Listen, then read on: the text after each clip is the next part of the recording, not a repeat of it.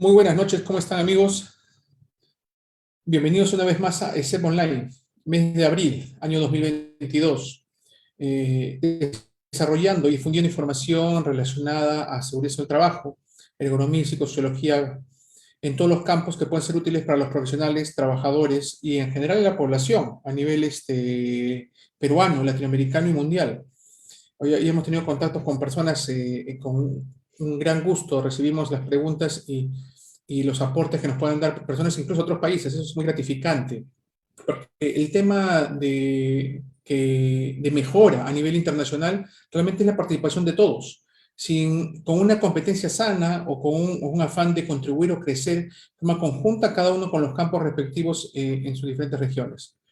Hoy tenemos un tema interesante que fue solicitado por muchos profesionales de la salud ocupacional, médicos específicamente, y que hemos podido desarrollarlo y prepararlo para ustedes. Medicina ocupacional, 125% de eficiencia. Y esto es un título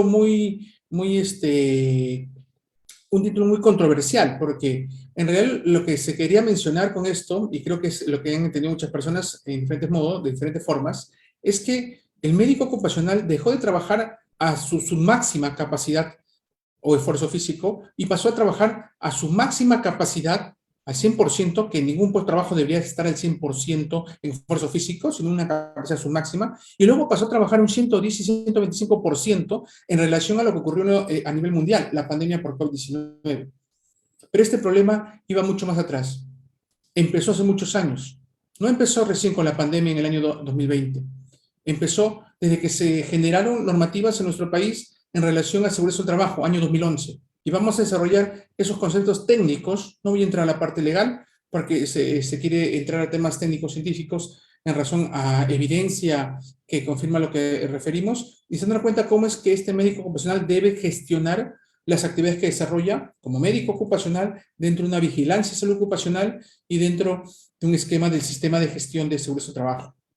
Las decisiones de salud son del personal de salud del servicio de seguridad del trabajo, no son de otra profesión, porque son conocimientos técnicos que pertenecen al pregrado, al posgrado que han recibido estas personas. Y eso es lo que hay que entender. Hay que entender porque yo no tomo decisiones o firmo documentos como ingeniero, respeto la actividad del ingeniero. No firmo documentos como psicólogo, respecto a la actividad del psicólogo. No firmo documentos como administrador, respecto a la actividad del administrador. Sin embargo, como médico ocupacional puedo firmar. Y acá vamos a ver una serie de variables que han influenciado en la actividad del médico ocupacional. Mi nombre es Armando Talaverano, yo soy especialista en medicina del trabajo y ergonomía y desarrollo junto con la Sociedad Científica de Ergonomía y Psicosociología del Perú todo lo que pueda aportar dentro de los objetivos de esta sociedad que han ido desde el año 2017 creciendo enormemente, y con mucho gusto debo decir que no solamente la cantidad de socios, sino las actividades que hemos ido desarrollando, retomando ahora no solo del campo remoto, sino también a la presencialidad. Felicitaciones a todos los miembros que han colaborado o mis respetos dentro de hacerse un espacio dentro de estas actividades y de igual forma continuamos desarrollando una de muchas actividades como es ESEP Online, un aporte dentro de la Sociedad Científica de Ergonomía y Sociología del Perú, LESEP. Este tema eh, vamos a iniciarlo con un primer concepto rápidamente, conceptos básicos que debemos entender. Uno, la vigilancia en salud ocupacional siempre ha existido. Ojo, siempre, antes y después del año 2011. Es decir, antes del año 2011, antes que salga la ley 29783 de seguridad del trabajo, ya se requerían, ya existía la vigilancia de los trabajadores, sobre todo para las entidades que eran transnacionales o entidades que se regulaban por normativas internacionales. Y esto era porque tenían una práctica que o los obligaba por los procesos que realizaban externamente, o tenían una buena práctica y entendían que el cuidado del trabajador implicaba una mejora en la producción y rentabilidad de la empresa. Es un ganar y ganar.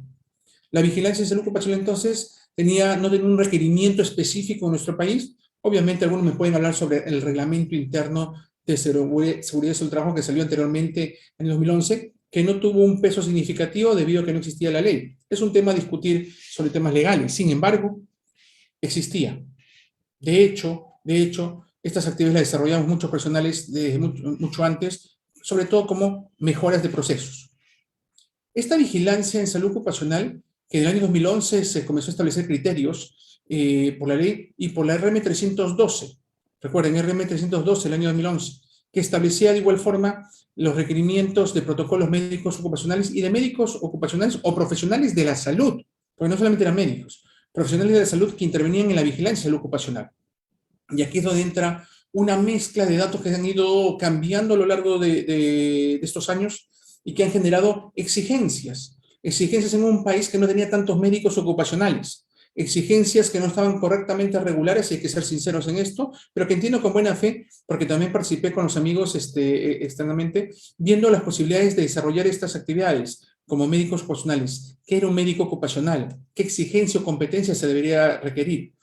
Pero llega un punto en que hay que entender y hay que anunciar que la cantidad de médicos ocupacionales en el país no cubre las necesidades de las diferentes organizaciones a nivel Perú.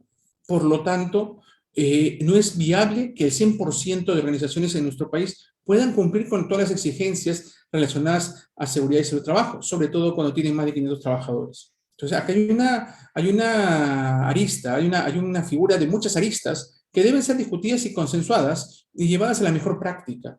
Pero no vamos a entrar al debate político porque eso es tema para otra reunión con la cual hemos tenido también amigos dentro de estos campos que nos han dado ideas interesantes sobre cómo se debe desarrollar estos conceptos. Y miren, la evidencia genera pruebas que no son normalmente refutables porque son evidencia concreta, genera pruebas que van a generar en el futuro cambios en las normativas, y es la información que tienen ustedes en la vigilancia médica ocupacional. Pues esta vigilancia, en el tiempo que estaba específicamente para el tema de los trabajadores, nosotros ya sabíamos que esto pertenecía a un campo más grande, que era la salud pública. Sin embargo, las exigencias sobre información en salud pública no eran tantas como comenzaron a aparecer en los años subsiguientes, sobre todo antes de aparecer la pandemia y durante la pandemia por COVID-19. Pero veamos acá exigencias nuevas. ¿Qué exigencias?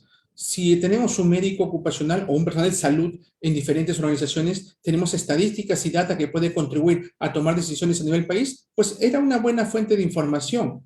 El problema, creo yo, y comparte conmigo muchos amigos ocupacionales, porque esto lo he conversado con muchos médicos ocupacionales de diferentes campos, sectores económicos, de diferentes competencias, y hay algo que es común a todos. Hay algunas partes que diferenciamos mucho o puede ser antagonista, pero créeme que menos del 10%.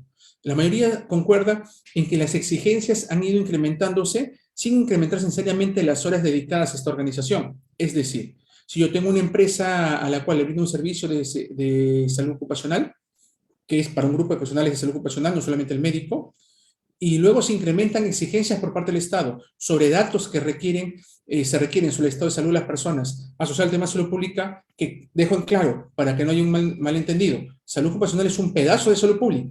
Sin embargo, los registros que nos pedían no eran tan abundantes como fueron aumentando a lo largo de los años. Año 2017, se comenzó, voy a saltear rápidamente, al año 2017, donde se generaron requerimientos específicos de lo que era un médico ocupacional, dando incluso el tema del año para cumplir la titulación de las maestrías y otros posgrados. Entonces, acá viene un tema también a debatir. No niego que sea necesario el hecho de tener un posgrado acabado, titulado, pero lo he conversado también con muchos amigos, y es que cuando uno lleva un posgrado, los cursos te van brindando las competencias. Todos los cursos, a mí que vas aprobando un curso te va brindando competencias. Estas competencias te van formando. Es verdad que cuando uno acaba, por ejemplo, una maestría, además debe realizar una tesis de investigación, que la hace durante el proceso, en realidad. Esta tesis está yendo con el tema de investigación y profundizar en un tema en particular que es de interés del trabajador, en este caso del profesional médico. Pero tiene competencias en el manejo de los cursos que ha aprobado a ese momento. Entonces, hay un potencial enorme que no se está aprovechando con estas personas que aún no se han titulado, pero que han acabado sus maestrías y que obviamente cumplen muchos criterios para desarrollar las actividades como médico ocupacional, obviamente de acuerdo a diferentes complejidades. Surgió también la figura del médico especialista en salud ocupacional, en medicina del trabajo, la especialidad por competencias que se cerró hace mucho tiempo, una especialidad que fue también aprovechada por muchos profesionales para sacar la misma durante un proceso que era un conjunto de requerimientos que incluía una entrevista, una presentación de un CV documentado, una entrevista y un examen importante que hayan tenido esas 3 etapas dentro del proceso. Etapas completas para considerarse realmente que es una especialidad por competencias. Pero bueno, también se aprovechó esto por muchos profesionales y tuvimos más profesionales especialistas. Se cerró el proceso por varias variables. Y este tema comenzó a llevar, incluso sumando los médicos especialistas, revisen la página del Colegio Médico del Perú, sumando los especialistas en medicina del trabajo, medicina ocupacional y medio ambiente, y bueno, cualquier variante que pueda existir de la misma especialidad, sumando las maestrías en cualquiera de sus nombres, maestrías de una facultad de ciencias de la salud o facultad de medicina, establecida con diferentes nombres en nuestro país para médicos, para ser médicos ocupacionales, sumando las personas que han acabado diplomados, titulados y con la experiencia respectiva. Sumando todas estas personas, aún no cubrimos la cantidad de empresas que existen a nivel país. Entonces, ahora ¿qué tenemos que hacer? Una propuesta interesante es que se maneje el concepto de complejidades. Las empresas tienen diferente complejidad. A mayor complejidad, normalmente, no siempre, se requieren más competencias para poder resolverlas. Entonces, surge esa figura de competencias relacionadas a la exigencia de los puestos. Conozco personas que no llegaron a llevar una maestría, no llegaron a llevar una especialidad y conocen muy bien el sector económico porque han trabajado 15, 20 años en este sector. Y eso hay que reconocerlo. Y bueno, la contracara, que no vamos a discutirla en esta reunión, sino para ver lo mejor que podemos sacar dentro de esto. Entonces, el tema salud pública comenzó a generar que también brindemos más información, gestionemos, porque cuando nos piden más información hay que gestionarla. La gestión implica horas de dedicación. Para elaborar un registro requieres dedicarle horas adicionales. Pues desde el año 2020, marzo de 2020, surgió una figura nueva. De hecho, acabó una situación entre romper y no romper los contratos entre profesionales, contratado, médico ocupacional y las empresas que contrataba. Porque no solamente el tema de la vigilancia en salud ocupacional se sumó otros requerimientos de registros y documentos en salud pública, sino que se sumó la prevención de COVID-19, la prevención por la pandemia por COVID-19, que estaba regulado específicamente. Y lo hemos colocado en color rojo porque fue un grupo de exigencias que se daban y que en teoría se asignaba un personal de salud específico para estas actividades, de acuerdo obviamente al número de trabajadores de las organizaciones. Entonces, ¿qué quiero mencionarles con esto? Que si yo tengo un servicio de seguridad de trabajo y dentro de esta tengo una vigilancia de salud ocupacional y que se agregó los registros requeridos por el tema de salud pública y las funciones que abarcaron prácticamente el 90% de su tiempo desde el año 2020 a la fecha actual, hasta la última ola por lo menos, y que felicito a todos los profesionales porque yo he visto directamente, he tratado también directamente todas estas olas desde el año 2020 hasta la última que fue en enero de este año, y todas las personas, todos los servicios de vigilancia y salud ocupacional que han pasado esto, han hecho una gran labor que es digno de reconocer a nivel nacional, por lo menos, porque han hecho una gran labor al poder gestionar toda esta pandemia con estas olas picos. Hoy está todo tranquilo, mucho más tranquilo, esperemos que se mantenga así mucho tiempo, pero obviamente lo que llegaron a vivir en un mundo donde no se tenía información sobre este nuevo virus, el SARS-CoV-2, generó que tomemos decisiones basadas en información científica que generaba que estemos actualizados con más información en el día a día, lo cual implicaba más horas. No era algo estudiado en el pregrado ni en el posgrado. Era algo, tú ya tenías de base esos conocimientos. Ahora lo que tienes que hacer es actualizarte día a día, porque esto ha cambiado. Entonces sumó el tema de COVID-19. Esa es la base de este tema. Entonces veamos la línea de base de este proceso. Y es que primero, para yo entender cuánto tiempo le dediqué, porque por eso se llama, esta sesión se llama Medicina Ocupacional 125% de eficiencia, porque se dan cuenta que pasaron ese bloque de horas, y la pasaron enormemente. Pasaron a brindar más horas de trabajo a la misma actividad, y lo hicieron callados. Lo hicieron porque era parte del proceso, lo hicieron porque esto contribuye a salvar vidas, y eso hay que felicitarlo. Pero no puede negar que los llevó a una sobrecarga de trabajo y los fatigó más. Lo primero que hay que establecer para esta actividad es si existe un sistema de gestión de seguridad del trabajo en la organización. Porque si no existe, tu vigilancia va a ser una isla, tu vigilancia de salud ocupacional va a ser una isla, e implica más trabajo, porque no conocen los principios, no conocen los registros básicos que hay que llenar, y uno tiene que dar todo ese feedback. Entonces, si yo llego a una organización donde no existe sistema de gestión de seguridad del trabajo, voy a requerir más tiempo para poder colocar por lo menos una pequeña base antes de empezar con mi vigilancia ocupacional. ¿Y de qué depende eso? Si existen actividades de alto riesgo o no, porque requiere más tiempo de análisis. Si tiene un número grande de CES y si las CES se encuentran fuera de la locación de Lima, si es que eres de Lima. O sea, si se encuentran en otras regiones, que implica otra logística, porque no vas a contactarlos directamente. Vas a tener que hacerlo una vía telefónica, vía online o viajar. Y el número de trabajadores, que es esencial para algunos puntos dentro de la vigilancia ocupacional, como es, por ejemplo, los exámenes médicos ocupacionales o explicar los exámenes médicos ocupacionales. Y puede haber muchas más variables, ojo, pero de base, si existe un sistema de gestión de seguridad del trabajo, estamos entrando entonces ahora con una vigilancia que tiene una base de fondo para comenzar a tener armonía, pero si no existe, requeríamos más horas dedicadas. Estamos ahora con temas cuantitativos, no se preocupen.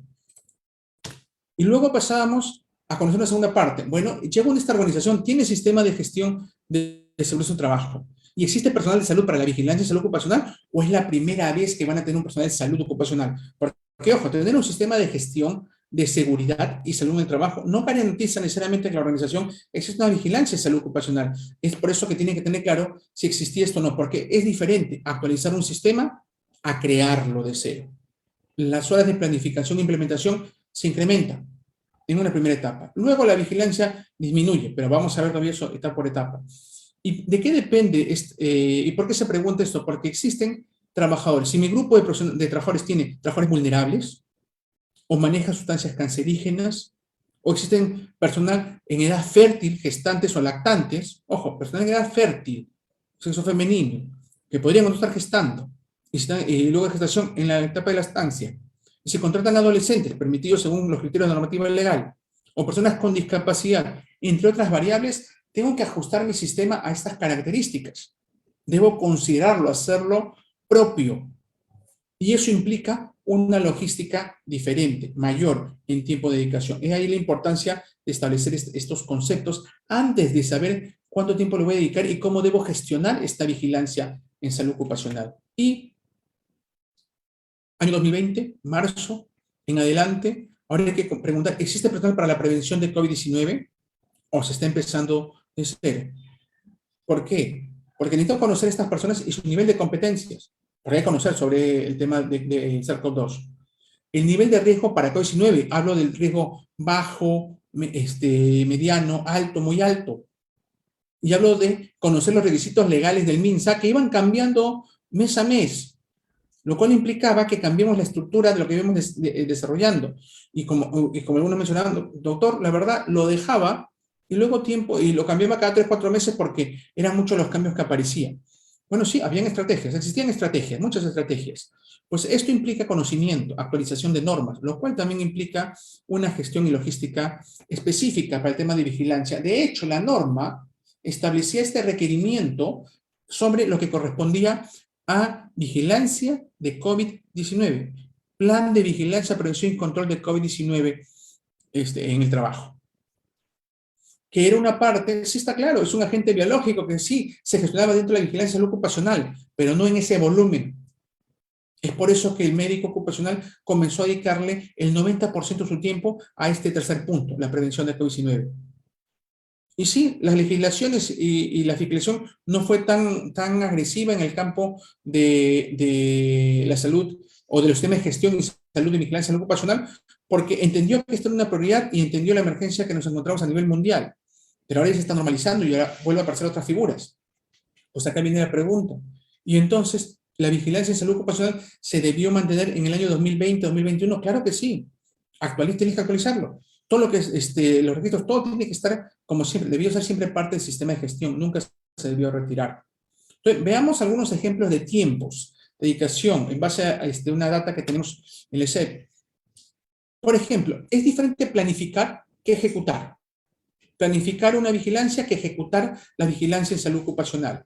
En este caso en particular, planificación de la vigilancia en salud ocupacional como promedio de una vigilancia, planificarla en documentos, en registros, documentos, perdón, va a depender mucho, y esto va a ocurrir siempre, si es una empresa de baja complejidad o de alta complejidad. Y ya vimos las variables, gestantes, discapacitados, si maneja sustancias cancerígenas, si maneja sustancias químicas en general, si hay agentes biológicos particulares, si tenemos población adolescente, etcétera, etcétera, si es actividad de alto riesgo, etcétera. Entonces vamos a ir desde baja complejidad hasta una alta complejidad. Para armar en documento esta gestión, puede ir desde una MIPE, una microempresa, una pequeña empresa, una mediana empresa, una gran empresa, y esto puede ir desde algo tan básico como 6 horas dedicadas hasta 36 horas. Como lo distribuyan, no importa, eso depende siempre de cada profesional, pero puede dejarle entre 6 y 36 horas el planificar esta vigilancia, de acuerdo a la complejidad. No hay un número exacto, sin que les dé un número exacto, no ha hecho un estudio de data de esto. Esto es un rango, un rango. Y esto es para hablar sobre complejidades, de acuerdo al tamaño de la empresa. Obviamente, normalmente a mayor tamaño de la empresa, mayor complejidad. Normalmente, no siempre. Entonces tenemos un primer dato, de 6 a 36 horas dedicarse a la planificación. Si yo quiero planificar la prevención de COVID-19, acá estamos hablando de una variable interesante que tiene que ver con el nivel de riesgo para COVID. Yo iba desde bajo y mediano riesgo hasta alto y muy alto riesgo. Y para planificarlo en la documentación y trabajarlo dentro de lo que vamos conversando con diferentes organizaciones, podíamos gestionarlo entre 6 y 18 horas. Era muy variable también. Dependía, obviamente, si teníamos organizaciones que manejaban una consultora contable, que manejaba puestos de bajo y mediano riesgo, nos podía tomar 6 horas, 7, 8, 9, 10, pero a medida que aumentaba la complejidad existían puestos ya de alto, muy alto riesgo, por ejemplo, un laboratorio de diagnóstico de COVID-19, podíamos tenerlo hasta 18 horas. Y estamos hablando de la planificación, todavía no estoy hablando del seguimiento, de la vigilancia per se, la ejecución. Hablamos de la actividad propiamente dentro de la planificación. Entonces, en este caso en particular, aparece un siguiente concepto que quiero manejarlo dentro del campo, que es dentro de la vigilancia, pero quiero mostrar esta primera, que era la función de planificar la vigilancia, un documento. Planificar la presión de COVID, un documento. Entremos a un documento en particular como ejemplo de este desarrollo. Y es que estábamos con el tema de prevención de COVID, con este acá. Elaborar un protocolo médico ocupacional. Entonces me dice, sí, me tomo una mañana, me tomo una tarde, me tomo un par de horas, pues esto también es un rango. Y depende, como mencioné, de la complejidad de la empresa. Y acá la complejidad está en base al número de puestos de trabajo, que no es lo mismo que el número de trabajadores. Los trabajadores se ubican en diferentes niveles de riesgo para COVID-19. Los trabajadores se ubican en un puesto que tiene diferentes niveles de riesgo para COVID-19. Pero no es la única variable a considerar en el protocolo médico ocupacional. En este caso, los protocolos ya no consideraban esta parte de COVID-19, consideraban los criterios del análisis de riesgos de seguridad de trabajo. Entonces, acá me importaba el bajo, mediano, alto, según las categorías que tenga tu análisis de riesgos de seguridad de trabajo. Y a mayor número de puestos de trabajo o grupos de exposición similar, podía yo aumentar, obviamente, la complejidad, y eso implicaba mayor tiempo dedicado. Tenías que actualizarte en las normativas, tenías que elaborar el protocolo y listo, armarlo, redactarlo en un documento. O sea, hay una etapa siempre de análisis, pensamiento, porque tu mente es la que vale en este proceso, y el resto es la redacción, que me puede tomar todo entre 6 y 36 horas dependiendo de la cantidad de puestos o grupos de exposición similar que podemos estar desarrollando. Lo otro, dentro de este desarrollo, solamente como ejemplo, miren cómo va aumentando los tiempos. Hagamos de cuenta una función que era, porque el protocolo es parte de la planificación. Vayamos a esta función, entrega del examen médico ocupacional. Una entrega que pide la normativa con una explicación del proceso, y un registro de entrega del mismo, que obviamente debe realizar el médico ocupacional. Y esta entrega del examen médico ocupacional depende obviamente del número de trabajadores. Voy a hablarles de unas medias, una media, porque pensando en que la persona pase un examen médico ocupacional al año, ¿ok? En una microempresa, en promedio, se trabaja entre 0.05 horas a la semana. Si uno quiere prorratear el tiempo de todo el año para el número de personas en una microempresa, que recuerden son menos de 10 personas, y que se pueden entregar durante el año, lo estoy prorrateando en lo que es un año para que puedan tener claro cómo pasaría. Y lo estoy llevando a semanas, porque sé que ustedes manejan sus horas de 36 a 48 horas por semana, que varía de acuerdo al tipo de organización que están dando el servicio. Si es que los consideran como personal de salud o lo están considerando como personal administrativo o gestor, que acá hay también una discusión muy grande y lo podemos conversar en cualquier momento. Pero en este caso en particular, por lo que estamos refiriendo, en este manejo, las organizaciones, microempresa, podía manejar desde 0.05 de hora, ¿ok? Es pequeño, usted me dice, sí, es muy pequeño el tiempo, y podía llegar hasta 1.68 horas por semana dedicados. Recuerden que esto va aumentando de una micro, una pequeña, mediana, gran empresa. Y estoy hablando de horas dedicadas por semana. Porque obviamente estas horas las pueden juntar todas en una semana y estar tiempo completo entregando resultados. Estoy hablando de una entrega de resultados de 10 minutos por persona. El estándar de calidad para una atención de salud se maneja en 15 minutos por persona, pero esto no es una atención, es una explicación de resultados, resolución de dudas y entrega de documentos con registro. Entonces démosle 10 minutos por persona.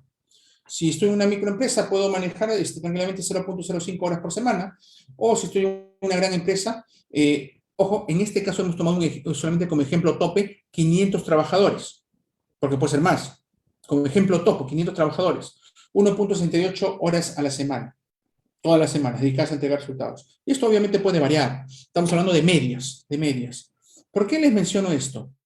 Como ejemplo, porque así existen muchas actividades que si tú vas sumando, va agregando algún porcentaje, algún porcentaje de hora como actividades semanales, prorrateado a lo largo de las 52 semanas del año. Y esto implica que va sumando horas. Y me preguntan, ¿cuánto tiempo le dedico a esta empresa? Y es que el tiempo dedicado va a depender si tu empresa es una microempresa, pequeña empresa, mediana empresa, gran empresa, de acuerdo al número de trabajadores, de acuerdo al número de sedes, si es maneja insumos químicos, si estos son cancerígenos, si hay población en edad fértil que podría existir, ojo, no tiene que estar, podría existir población en edad fértil, si se manejan de antemano grupos vulnerables, personas con discapacidad, adolescentes, número de sedes que tiene distribuidas en el país, y los antecedentes de sus estadísticas de accidentes, incidentes e enfermedades ocupacionales. Todo eso se analiza para saber cuánto tiempo le dedicas. Entonces me dice, pero no es más fácil darle un bloque de horas. Sí, pero esto es para que te mencionan para que sepas, como estamos sacando en esta gráfica, el número, el tiempo que existe justamente, perdón, el tiempo que se requiere para dedicarle a cada una de las actividades. Entonces te vas a dar cuenta que cuando acabamos de sumar, si esto es menos, más, o está en promedio lo que tú le dedicas a cada organización. Lo vamos a ver al final. Lo dejo todavía con esa duda.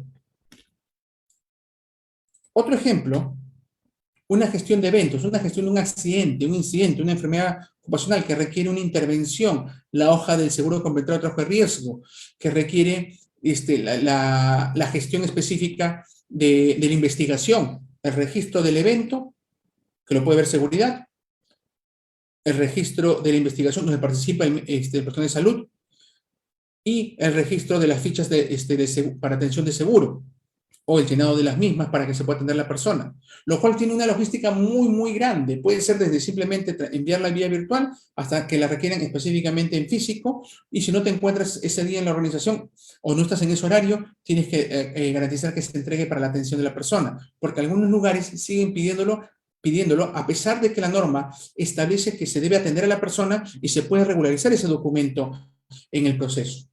La gestión de eventos.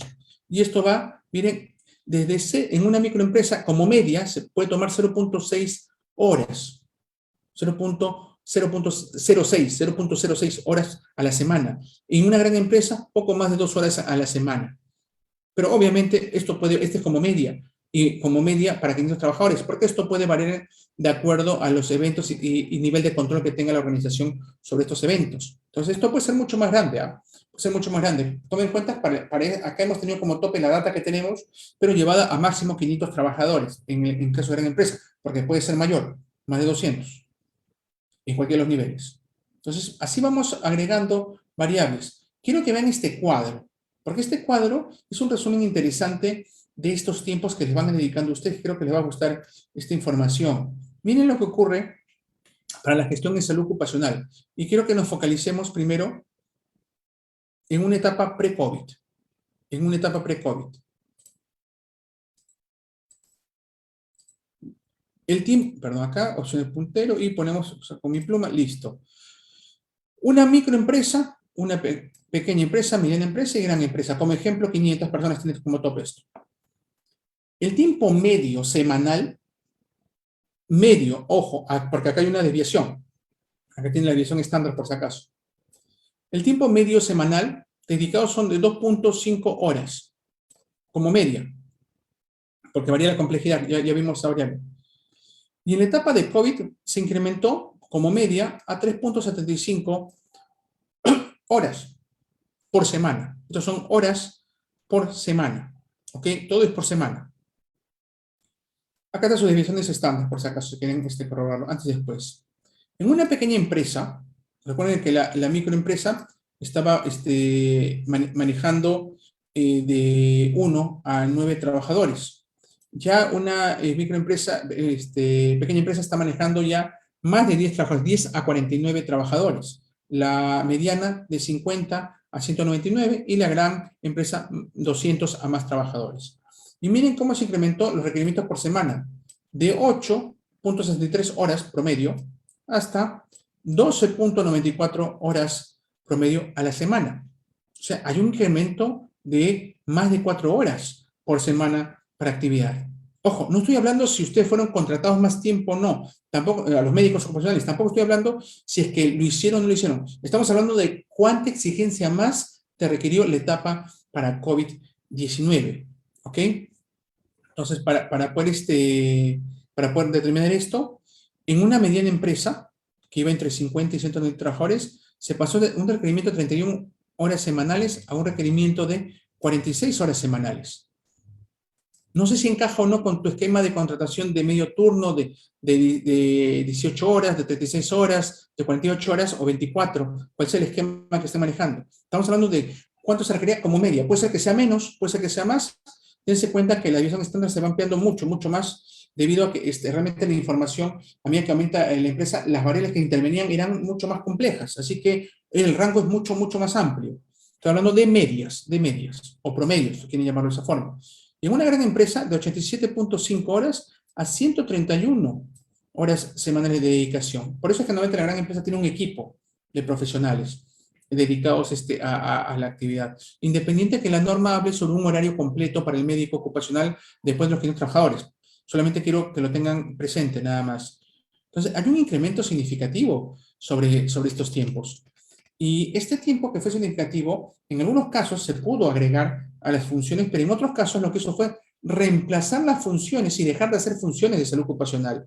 La actividad que hemos visto, yo puse 125% como título del proceso, pero el proceso va desde el 25% hasta el 50% más de incremento, como rango. Hay muchos valores, dependiendo del tipo de sector económico, el tipo de empresa y otras variables como hemos ido mencionando. Entonces, está claro que ha habido un incremento, que está claro que estas funciones se incorporaron, que son números para poder analizarlos. Analícenlo. Analicen ustedes la dedicación. Y quiero aclarar, estos tiempos están establecidos en una actividad presencial o remota. Hay muchas formas de hacer el trabajo, pero les puedo garantizar que más del 70% de actividades que se requerían en el tema de COVID requirieron que se hagan, haya contacto con los trabajadores, por lo tanto había que tener algún tipo de actividad presencial.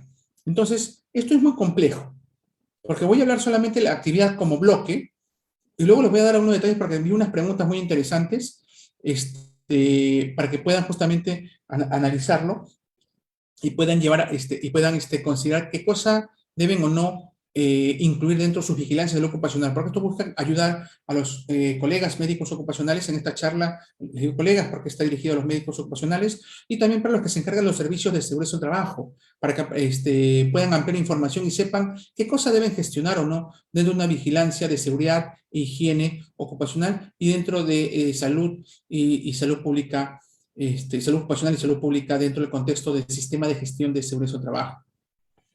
Y un dato importante que tuve la oportunidad de vivir hace unas semanas.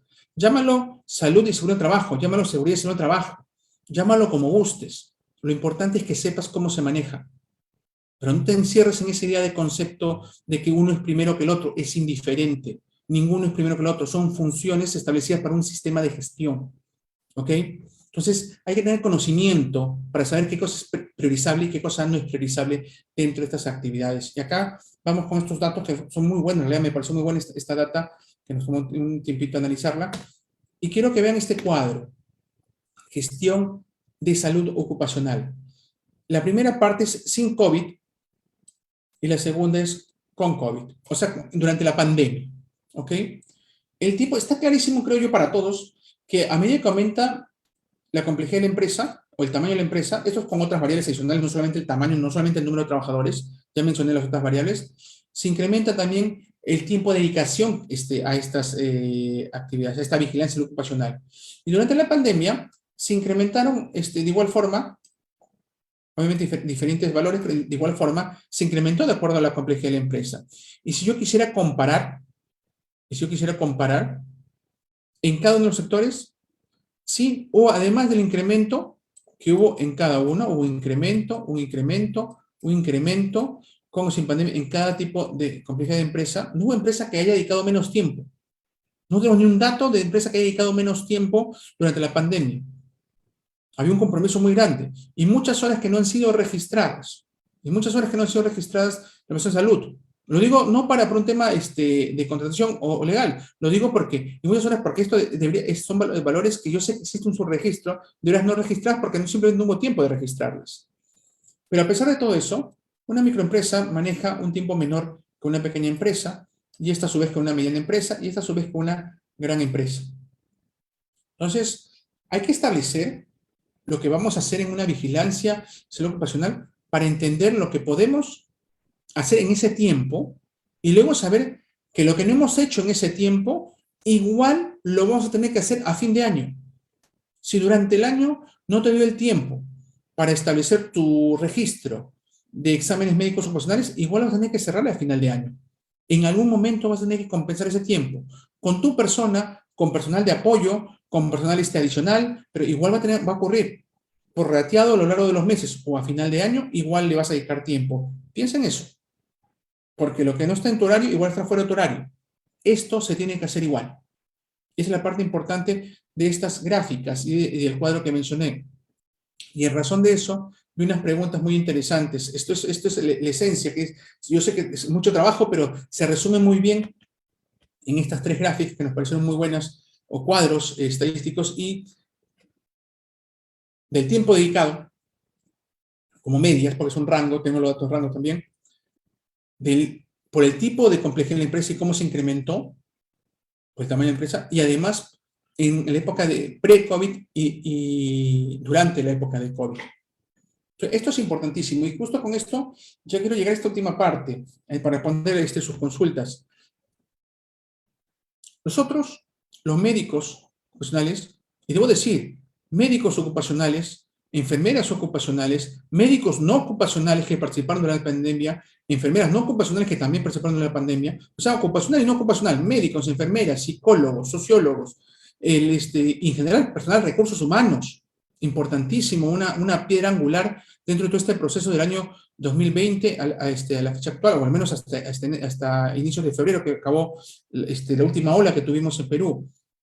Se felicita públicamente a todas las personas que han intervenido en este proceso. Y me quedo corto porque faltan los amigos tecnólogos, los ingenieros, higienistas, para hacer una pregunta, para quien consultar qué cosa es ¿por qué un ingeniero? ¿Por qué un higienista y no un ingeniero? ¿Y por qué un ingeniero y no un higienista? Amigos, hay funciones para el ingeniero de seguridad y funciones para el higienista de seguridad ocupacional. Solo hay que conocer los conceptos. Seguridad, manejo, gestión, actividades, EPPs, higiene, gestión de factores de riesgo. Y esta es la esencia cuando tú estás desarrollando un sistema de gestión. Solo es cuestión de leer un poco los libros para poder entender esas diferencias. Y de acuerdo al libro, si lo lees de gestión de salud ocupacional, lo lees de gestión de seguridad y higiene, lo lees de un higienista, lo lees de un prevencionista, los enfoques podrían ser diferentes, pero las conclusiones siguen siendo las mismas. Créanme, siguen siendo las mismas si uno sobrepone la información con términos diferentes quizás. Entonces vamos a ver este punto. Primero tuvimos una pregunta, voy a resolver estas preguntas y luego paso a las preguntas que están en el Facebook, que se está transmitiendo en directo en este momento. Dice si tenemos la especialidad de medicina del trabajo en el Perú. Sí, existe la especialidad de medicina del trabajo. De hecho, la Universidad de Cayetano tiene uno de los occidentados de la especialidad de medicina ocupacional y medio ambiente. Llámese, no importa el nombre, mientras sea una especialidad, porque varía el nombre de acuerdo al país, varía el nombre de acuerdo a la universidad. Pero sí existe, claro que existe. El tema de dedicación, ese es el único detalle. Obviamente es como cualquier otro residentado. Sin embargo, hay que ser muy, muy críticos de lo que existe. Tenemos una especialidad en el país. El tema es, ¿tenemos lugares donde rotar esta especialidad? Existen. Ahora, hay que cuidar estos lugares porque son pocos. No es que una persona gestione la medicina ocupacional en su representado trabajando como médico ocupacional. No, es para que vaya y haga una práctica como realiza un residente de neumología, como realiza un residente de cardiología, como realiza un residente de traumatología, etcétera. Tiene que hacer sus rotaciones. No es un esquema de prioridades, es una rotación propia de la especialidad de medicina ocupacional o medicina del trabajo, como quieran llamarla de acuerdo a la universidad o país donde quieran desarrollarla. De hecho, hay varios países que la desarrollan en Sudamérica. Yo la realicé en Argentina y la verdad que estoy muy, muy agradecido por todo lo que me enseñaron y las prácticas que llegaron a desarrollar porque eso es lo que te nutre. No es solamente pasar a algo ligero en una evaluación, sino es un residentado. Y sí existe en el Perú, claro, y existen, hay que cuidar las sedes que quedan y ver que en estas sedes te enseñan médicos ocupacionales. Tienes que tener docentes universitarios, existen docentes universitarios que enseñan medicina ocupacional en estas sedes. Y como les menciono, no es ir a trabajar y atender, no, uno le desarrolla eso como parte del proceso, pero debe tener un tutor. Y es así como se maneja. Les recomiendo a la Universidad Peruana Cayetano Heredia en el proceso. Igual hay otros lugares también, otras universidades también que desarrollan la especialidad, así que existe en el Perú. Hace una cantidad de años se cerró un tiempo porque no existía la logística necesaria para mantener un nivel o un estándar, pero se tiene en la actualidad y eso es bueno. Una pregunta, ¿cuáles son las diferencias entre riesgos y peligros? Lo voy a mencionar porque está dentro del contexto de las preguntas que nos han mencionado. La diferencia entre riesgos y peligros. El peligro es esa característica, esa condición que tiene la capacidad de generar un daño a la persona, al trabajador, en este caso, si queremos llevarlo a la parte ocupacional o seguridad en el trabajo. Entonces tiene ese potencial, ¿ok? Una piedra tiene el potencial de generar daño si la lanzo. Una arista, la punta de un clavo, un martillo mal usado, etcétera. O sea, el peligro puede estar en cualquier característica que yo pueda imaginar, no solamente he mencionado mecánicos, pero puede ser físicos, químicos, biológicos, ergonómicos, psicosociales, existen varios peligros y va asociado a los factores de riesgo.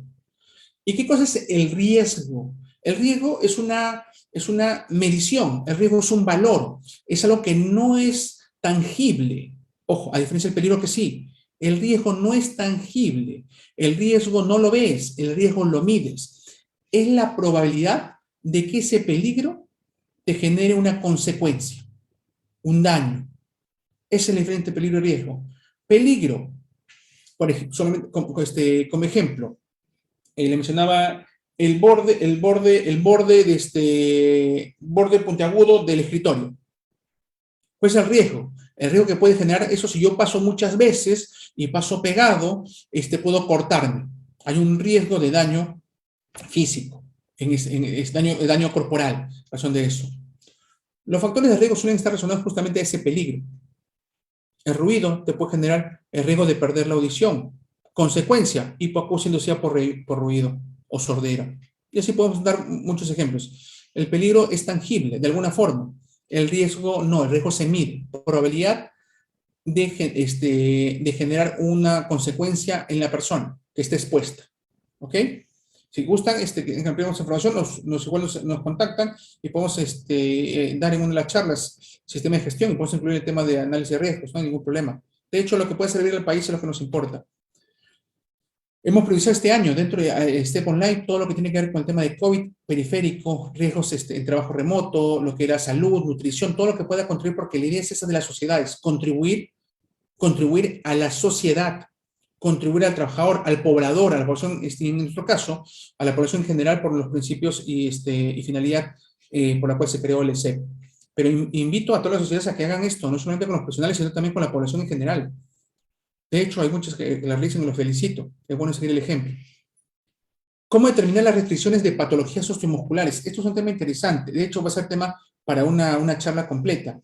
Las restricciones, primero hay que entender un concepto de restricciones. Los certificados de aptitud médico ocupacional genera apto, no apto o apto con restricción. Quiero aclarar esto que es importantísimo para los amigos que dan aptitud, sea de un SAM, Servicio de Apoyo Médico Ocupacional, o sea de la organización, el médico ocupacional de vigilancia de la organización. La restricción implica que no se realice una actividad que estaba preestablecida en el puesto. Restricción no es uso de EPPs. Restricción no es usar constantemente el EPP. Restricción no es seguir indicaciones médicas. Restricción es, por ejemplo, si yo soy docente y tengo que hacer actividad presencial remota y elaborar mi información en gabinete y por alguna razón no me puedo trasladar por alguna condición de salud que tengo, entonces estoy con restricción de actividad presencial porque no me voy a poder trasladar. Uno restringe lo que podría generar un incremento o daño a la persona, su estado de salud o seguridad. Restringe esa actividad o su actividad. Y es claro que si yo restringo todas las actividades, al final es un no apto para el puesto. Totalmente de acuerdo. Y también alguien mencionó una vez, pero entonces si yo restringo un conductor y restringo, sí puede hacer inspección, puede limpiar el auto, pero no puede conducir, es que la restricción que le estás dando es del proceso crítico del puesto de trabajo, con lo cual hace inviable su actividad en el puesto. Y esto cambia si es un preocupacional, ya no podrá trabajar. Si es un periódico, tienes que buscar reubicarlo en forma prioritaria.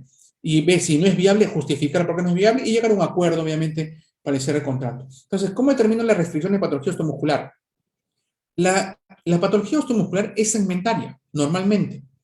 Es decir, un hombro, un codo, una muñeca, todo el miembro superior, la espalda baja, o toda la espalda, o solamente el cuello. Entonces, primero debo tener claro esa patología osteomuscular, qué segmento corporal abarca, todo el cuerpo o una parte.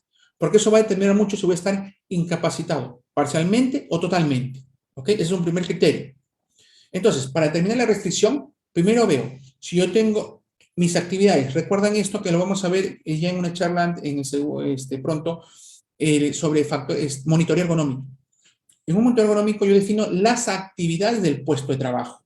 Y en cada actividad del puesto de trabajo establezco si está expuesto o no a un factor de riesgo. Ese factor de riesgo, hagamos de cuenta, actividad 1, 2 y 3. Actividad 1, preparar información en gabinete.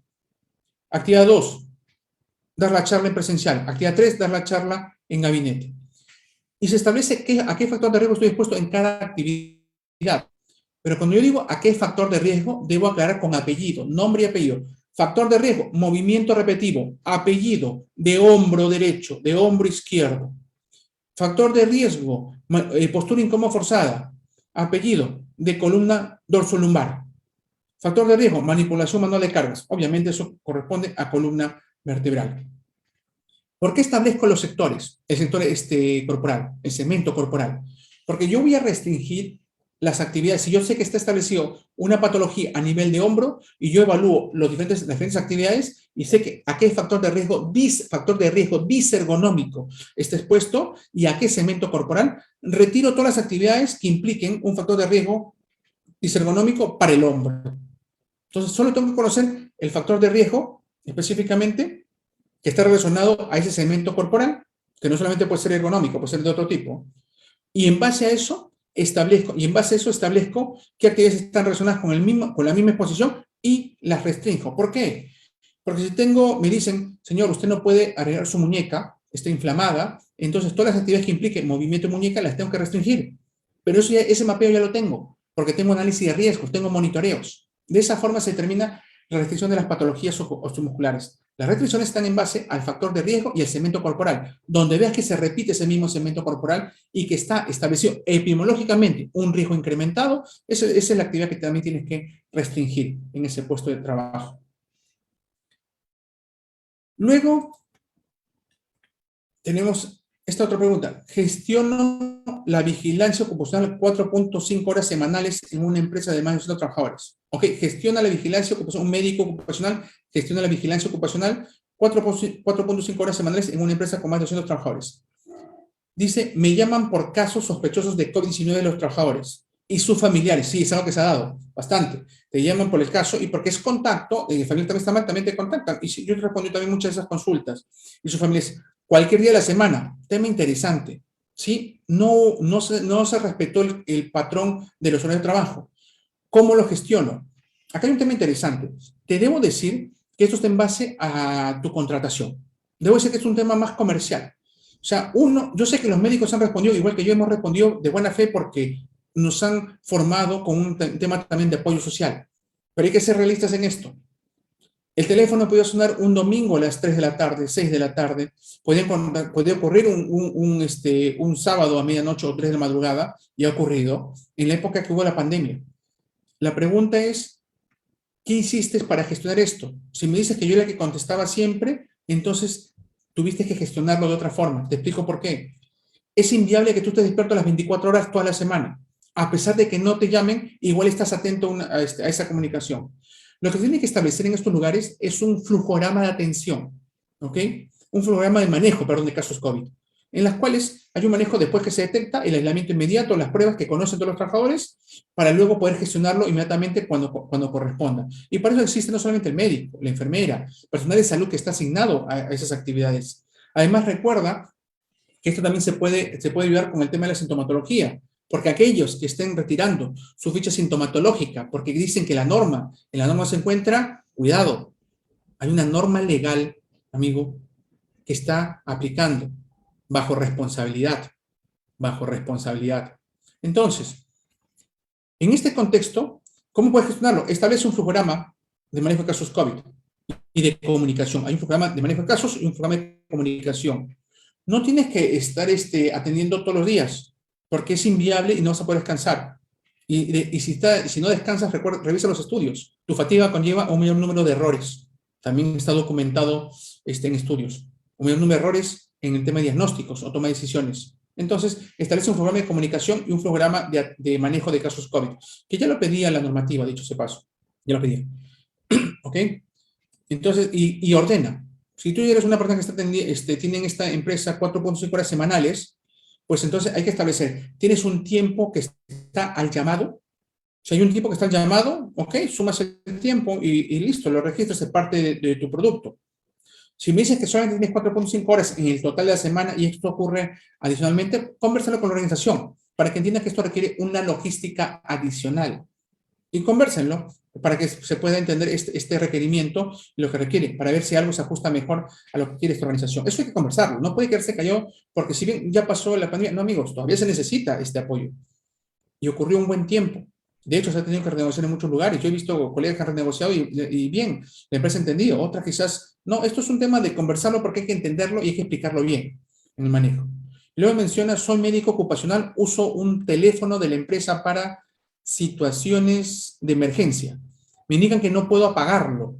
Soy un médico ocupacional, uso un teléfono de empresa para situaciones de emergencia, me indican que no puedo apagarlo. Un accidente puede ocurrir a cualquier hora. ¿Qué opina? Interesante. Tuve un caso similar. Le comento, los teléfonos que son entregados por la empresa al trabajador se llaman, y que no pueden apagarse, son teléfonos de responsabilidad. A veces pueden apagarse también, son teléfonos de responsabilidad.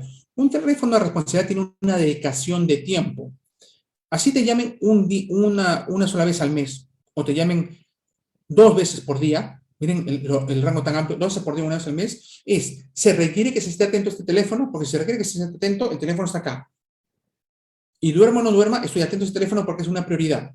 Y eso implica una logística diferente. Es inviable que manejes un teléfono de responsabilidad sin apagarlo y continúes con tus actividades normales, hagamos de cuenta el caso anterior, 4.5 horas, porque en realidad tu servicio como médico personal no es de 4.5 horas, sino es un tiempo mucho mayor. Y ahí tienes que llegar a un punto de equilibrio. Es verdad, no son las 24 horas, pero hay un tiempo que tiene que reconocerse. Porque el estar pendiente de un número telefónico para priorizarlo, es que dejas de hacer otras actividades. Si te llegan a llamar y dicen, me indica que no puedo pagarlo, un accidente puede ocurrir a cualquier hora. Exactamente, puede ocurrir a cualquier hora. Y me tienen que llamar para gestionarlo, pero el accidente de por sí tiene un flujograma preestablecido de la atención y derivación de acuerdo a si es una urgencia, emergencia o requiere una consulta externa o atención de primeros auxilios, 4 situaciones. Ese flujograma yo lo tengo muy claro. Lo que pasa es que una organización no tiene por qué conocer necesariamente esto, de acuerdo a la complejidad que tiene, y puede llevar esto a un nivel de mayor eh, gestión innecesaria. El programa está preestablecido. Existe un brigadista, el brigadista hace la atención. Existe turno nocturno, hay una persona encargada, existe en este punto. O sea, lo que veo es que esto debe funcionar solo. Y cuando tienen duda, sí, lo derivan, en su momento te llaman. Sí, pues claro, tienen que llamarte porque es el médico ocupacional para que asesores. Pero es decir, ya se encuentran, no te van a llamar para saber si lo llevan o no lo llevan. El programa del brigadista del servicio ya establece la derivación de la persona. Y luego, en la conclusión del médico tratante o quien sea la persona, establece justamente la criticidad. Y en base a eso establece si debe o no retornar al post-trabajo. Y se gestiona en base a eso. Hay un programa. Existen brigadistas, además del médico ocupacional, y personas encargadas de acuerdo a los proyectos cuando son en campo, por ejemplo. Cuando se va a campo, hay una persona encargada justamente de que conoce primeros auxilios para saber la derivación o no. No vas a viajar hasta ese lugar, no vas a ir de forma inmediata, requiere atención inmediata. Y luego sí, todas las consultas que necesiten para poder gestionar de la mejor forma. Si puedes ir y es parte de tu contrato, totalmente de acuerdo, tienes que ir. Y si no puedes apagar el celular, es un teléfono de responsabilidad y también implica una gestión propia. Esto es llegar a conversar y tenerlo claro. No tengo problema en tener un teléfono de responsabilidad, por ejemplo, pero entiendo que eso estaría claro en un contrato de servicio porque voy a dedicarle más tiempo a esta organización. Ahora me dicen, yo he escuchado sí estos términos de que sí, pero eso no ocurre muy seguido. Claro, pero no es que ocurra seguido, no. Es que tengo que estar a disponibilidad para esa gestión. Entonces dejo hacer otras cosas. Entonces, eso es lo que opino dentro de esto y creo que estoy de la mano con varios colegas que han tenido esta situación. Esto es conversar, no hay nada malo, yo he conversado esto con el cliente y no hay ningún inconveniente. Quiero llevarlo a la parte técnica, es sincerar los tiempos que se requieren. Y además esto hay que estar claro desde el inicio. No puede ocurrir en el camino. Y si ocurre, lo solucionan para el siguiente mes y aclaran cómo se va a gestionar. Flujogramas son importantísimos para comunicación. ¿Ok? Y estas son las preguntas que hemos tenido. Y antes de terminar, quiero ver acá unas consultas que nos han mencionado. Nos menciona Carlos, acá está, justamente. Carlos menciona, doctor Armando, ¿habrá una nueva normativa para el nivel de riesgo por ciudades por el tema de COVID-19? Alto, moderado, bajo riesgo, lo que están estableciendo. Recuerden que en enero estuvimos como alto riesgo en el caso de Lima, ¿ok? O en el caso de Lima. Luego bajamos ese nivel de riesgo y justamente se relajaron un poco las medidas en el caso de Perú cuando pasamos esta última ola de enero y hasta la fecha. No ha cambiado el nivel de riesgo hasta donde tengo entendido la última revisión que tuve hace 2 días de la normativa, 48 horas de atrás. No ha habido ningún cambio. Doctor, le complemento la pregunta de Carlos Sí. Quintero. Claro que sí, claro que sí. Sí, menciono ello de acuerdo a la Directiva Administrativa 321 para la valoración de retorno presencial al grupo de riesgo. Se necesita saber el nivel de riesgo que, que, vaya, que haya cumplido con sus dosis de vacunas completas. Ok. Muchas gracias. Muchas gracias, Claudia. Claudia, ergónoma de la SER, gracias por completarme la pregunta. Tenía que hacer la pregunta. Importante, quiero mencionar, no ha habido cambios en el tema del nivel de las regiones y lo que está refiriendo sobre el tema de la clasificación, eso sí es importantísimo. Es función de todas las organizaciones, recursos humanos específicamente, primero, clasificar los puestos si son necesariamente presenciales o no. Y en base a esa información, el Servicio de Seguridad y Salud establece si el puesto está en un bajo, mediano, alto o muy alto riesgo. Y de acuerdo a esa clasificación, establece justamente el estado de salud en base a ese post-trabajo para determinar el grado de aptitud. Por eso que seguimos manejándolo igual desde la 321, completamente de acuerdo en ese concepto. Si hay que mencionarlo. Más bien, ha habido normas por si acaso. Este año estuvo el Decreto Supremo 030, este año 2022, pero que básicamente están sobre temas de medidas para afrontar la pandemia. Ha habido un montón de medidas para afrontar la pandemia sobre el tema de vacunación. Sigue quiero dejar claro de que las personas que ingresen a una organización, razón social, persona jurídica, tienen que tener la dosis completa de vacunación, considerando, claro está, los periodos de vacunación y la edad de la persona. Pero hoy en día todos ya se pueden vacunar, es más, estamos en la cuarta dosis. Es un requerimiento de ingreso necesario y obligatorio. Si no, hay responsabilidad de parte de la persona que acepta. Eso es lo mismo. Y recalco, la norma también especifica sobre el tema de conocer los requisitos asociados al tema del estado de salud de las personas. Y eso es conocer los síntomas de las personas. Y tienes que tener evidencia de que has hecho esa gestión. He visto algunas personas que han retirado las fichas sintomatológicas, han retirado el manejo del conocimiento de cómo saber cómo están las personas, y eso es un disparo de una persona que está cegada.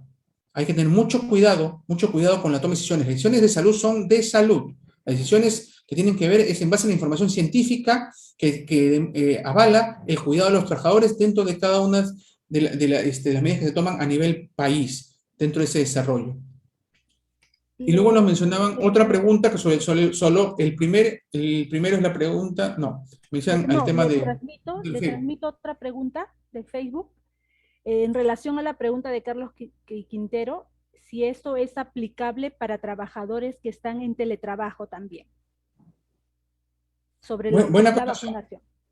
Gracias, Claudia. Buena acotación. Por si acaso, para todas las personas que están en actividad presencial o remota, primero, debo tener claro que la clasificación del nivel de riesgo sigue siendo la misma. Solo que un trabajo remoto suele ser normalmente, no siempre, porque no todo es oficina en remoto, suele ser un nivel de riesgo bajo. Entonces, no hay problema. Sobre el tema de la vacunación, tomen en cuenta este detalle. Se requiere la vacunación la persona que sale de su locación, de su casa, e ingresa a mi sede como organización. Por lo tanto, aplicaría dentro de mi organización si es que ingresa. Si no va a ingresar, la persona, lo que va a afectar a la persona va a ser su vida diaria, porque casi todos los lugares piden el tema de vacunación completa, pero si no sale de su casa nunca, en realidad, para efectos de lo que yo estoy gestionando dentro de mi organización, no ingresa porque está en trabajo remoto y se mantiene de esa forma, no hay ningún efecto de observación dentro de esa actividad. La persona va más bien a sentir esta situación cuando llegue a afectarla al momento de salir y quiera retornar al trabajo y no tenga vacunación completa, no va a poder realizarlo. Y tomen en cuenta que hoy en día eso ya es una decisión de las personas, pero la obligación está en porque no voy a poder acceder a muchas cosas, incluso al trabajo. Y para el trabajo, si no cumples los requisitos, no puedes ingresar. Ahora sí hay que discutir sobre esa contratación. Hay una serie de variables dentro de esto. Muchas gracias, Claudia. Y finalizando... ¿Le transmito la última pregunta? Claro, Claudia. Sí, de Hugo Cermeño. Siendo usted presidente de la Sociedad Científica de Psicosociología y Ergonomía, desde el punto de la legislación peruana, ¿el ergónomo forma parte del equipo del sistema de gestión de seguridad y salud en el trabajo? ¿Qué perspectivas laboral a futuro para estudiar una maestría en ergonomía? Gracias por la pregunta. Acá hay un tema muy interesante. Debo decir que hay una charla que tenemos grabada, voy a pasarle los links después, si no, de las que hemos grabado durante los años 2019, 2020.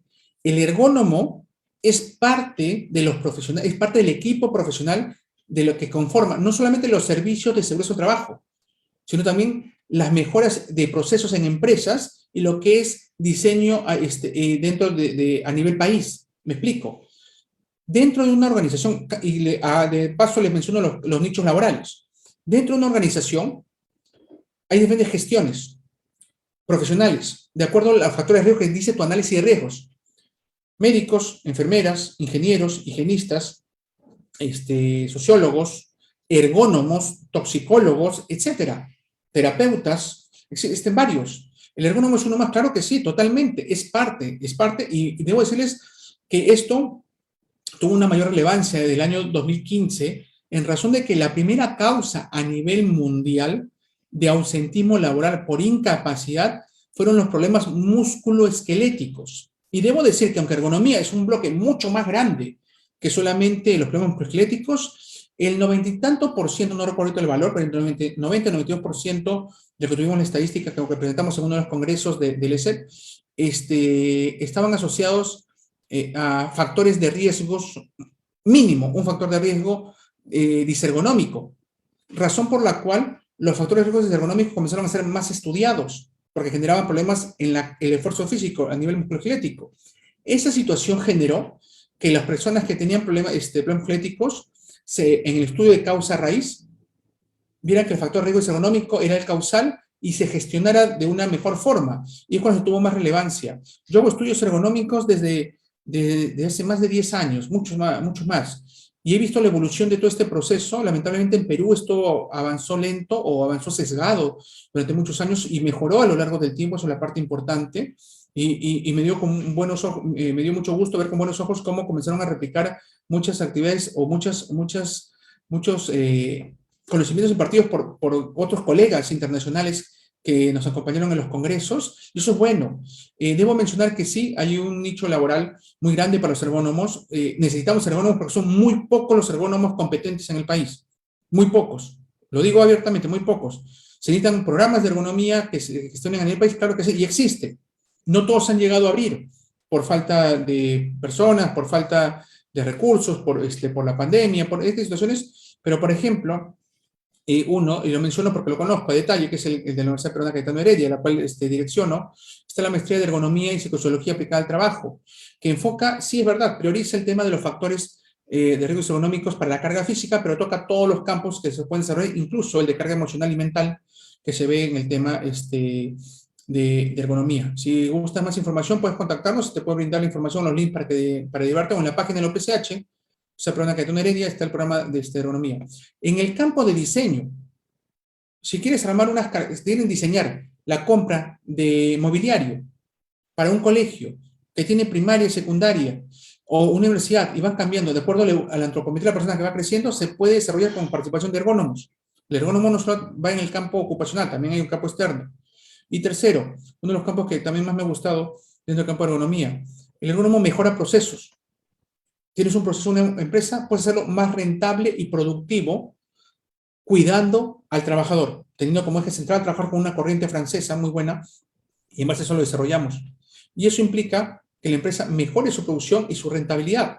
Presente ese proyecto y créeme que les va a gustar. Y esto es cuidando al trabajador, porque además de generar esto, cuidas la actividad que desarrolla el trabajador, que estás cumpliendo también con lo que pide la normativa sobre la gestión de riesgos ergonómicos de la persona. Y esto ha crecido mucho porque esto se ha abierto muchas puertas. No era ocupacional, sino se ha visto ahora como un insumo más para mejorar la rentabilidad de la empresa. Y gerente moderno lo conoce muy bien, es una buena etapa. Y ve no solamente carga física, le digo, el proceso mental, la fatiga mental y los temas emocionales que se trabajan conjuntamente con los psicólogos ocupacionales. Acá hay un mundo muy grande. Si gustas más información, con gusto, contáctanos y te podemos enviar al correo del ESEP y te enviamos la información o el link para que pueda también derivarte donde está la información de la misma. Debo decir que hay más de un programa en el país, con total transparencia. El programa que ha tenido ahorita mejor vigencia es la Universidad Peruana Cayetano Heredia, y ya está en su tercera versión. Ya pronto va a salir la convocatoria para la cuarta versión. Y se está dando, bueno, obviamente con varias características del tema de la pandemia, pero también actividad presencial. Solo como dato adicional quiero mencionarlo porque está estructurado, tiene un objetivo específico y crea competencias específicas. Igual cualquier detalle, con gusto, contactas al ESEP o me contactas y con gusto te puedo ampliar la información.